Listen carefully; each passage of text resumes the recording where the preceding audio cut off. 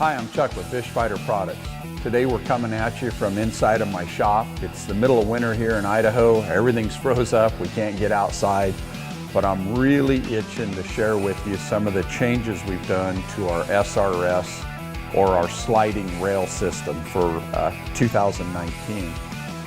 So some of the upgrades we've done is we've rounded the corners and we've chamfered them so that it's easier to get the sliding block to come on and off. It's really fast now that we've tapered them.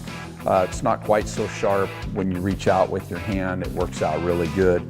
We've also put the Fish Fighter logo into it, engraved that in there. It's kind of a sense of pride with us.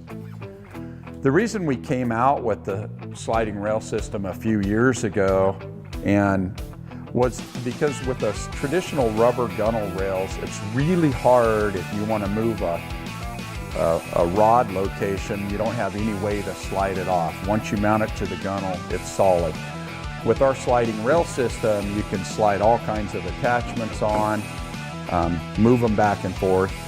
We also went with a really wide profile. As you can see, this is 2 inches thick this way, and what that does is it gives you a lot of surface area on your block so that things aren't clunking. You know, you don't want things rocking back and forth. And when you have a big sturgeon rod hanging out, or you know, if you're salmon fishing and a big fish takes it, you don't want this thing getting ripped off the side of the gunnel.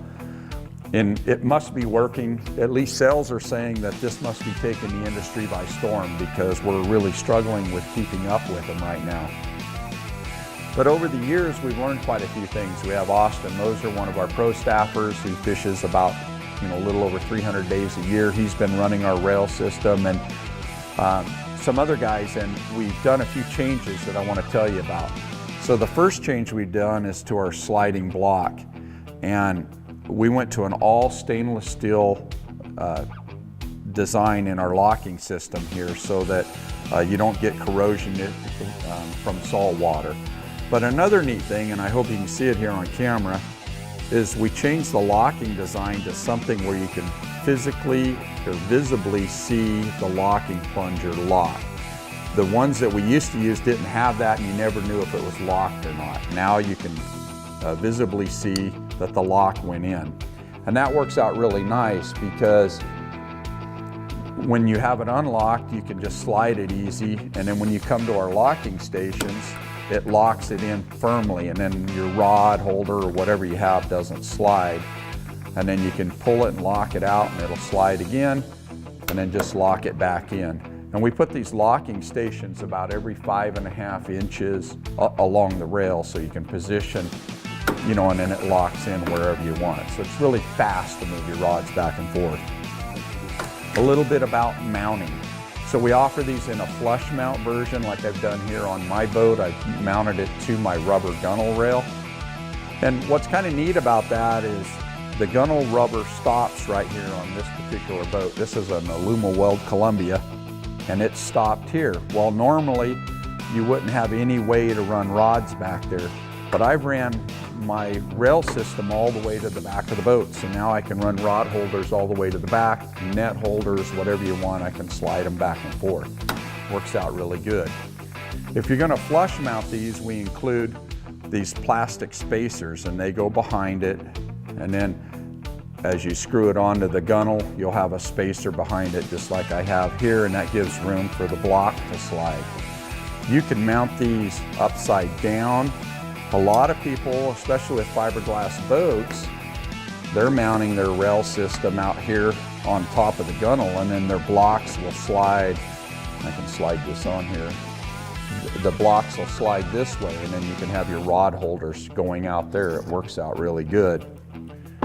Some people like to mount them where there's no space. So I like to keep about 7 inches of gap. So if I want to slide a rod holder off, I can just slide it off. I can move it to the front of the boat. I can hop one forward. It works really good for me. And this is kind of, I think, the preferred method. But some people want to bolt these end to end. So we include this double spacer block that goes in here, so you can mount these touching, so you can have one continuous rail. At the front of my boat, there's a curve in it, and I've mounted my rail on the curve, and it'll take a pretty good bend in the rail and still slide. Now, for those of you that are running aluminum rails or round tubing rails, we make this adapter clamp right here, and it adjusts from 1 inch to 1.25 inch round rails. And you would just bolt this clamp to your rail and then bolt this to it. Hopefully that makes sense, and then you can bolt this right onto the rail. So some guys will mount them to the inside of their railing, some mount them straight up, and some mount them outside to the railing. It's real universal, very handy. So going back a little more to what makes this thing work, and that is our sliding block right here. And we machine this out of solid marine grade plastic, and we tap in 4 screw holes right here. And the neat thing about that is you can mount your rod holder. As you can see, we bolted the rod holder directly to it.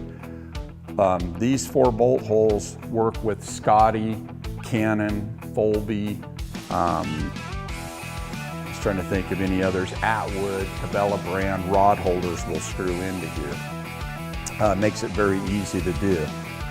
Now I'm going to go ahead and slide this block off. So let's just say I want to move this one to the back of the boat. I can just take it out, come back here, slide it onto the back of the rail.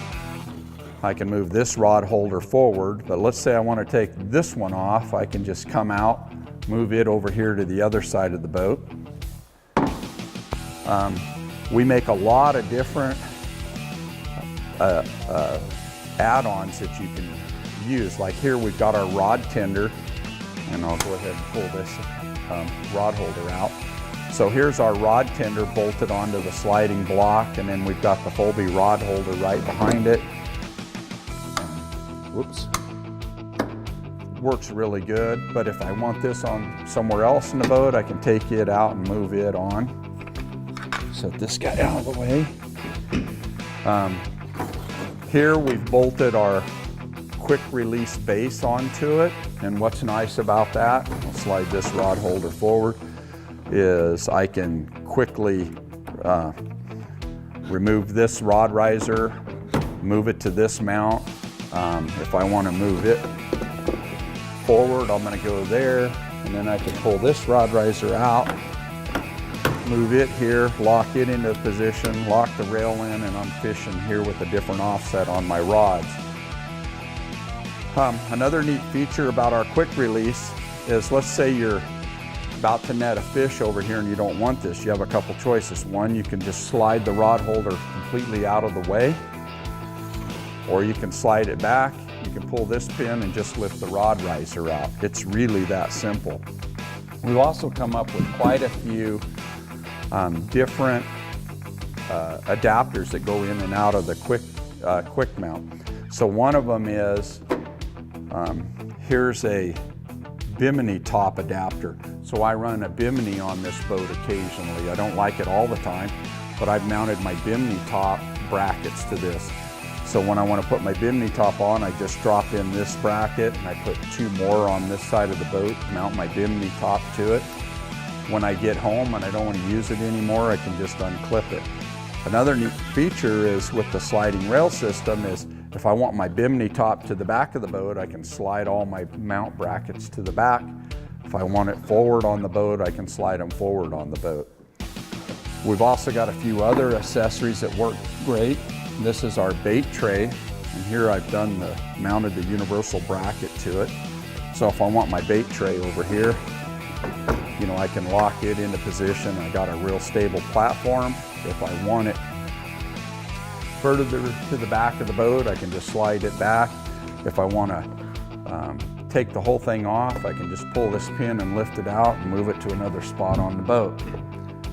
I'll just show you a few more brackets that we have. So I can take this guy, move it to the back. Here's another rod tender that I can move into position right here, and if I want to use a different offset, I can just clip it in here, lock it. You know, I can just keep moving brackets in and out. We can also bolt our net holder directly to the sliding block. There's all kinds of options.